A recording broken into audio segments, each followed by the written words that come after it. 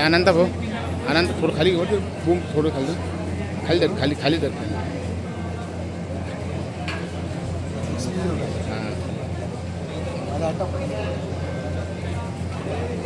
धर ना खाली खाली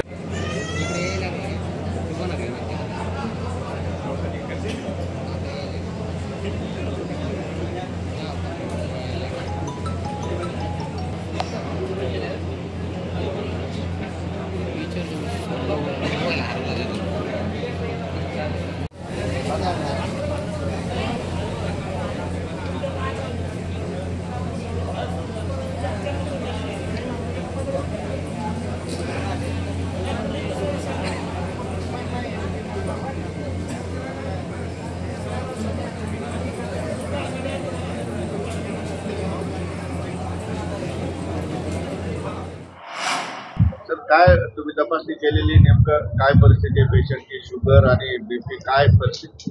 आज उपोषणाचा 4था दिवस आहे.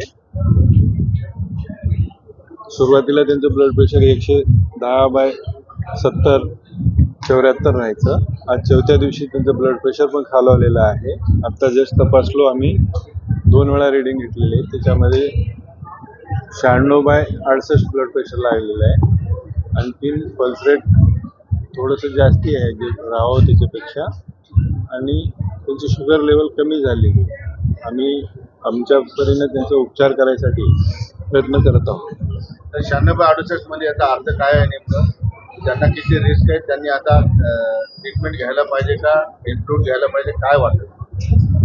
नाही, मी डॉक्टर म्हणून मला उपचार करणं गरजेचं वाटतंय आणि करणं गरजेचंच आहे. त्यांनी उठले बसले काही झालं तरी जीवाला धोका होऊ नये काळजी घेणं माझं काम आहे.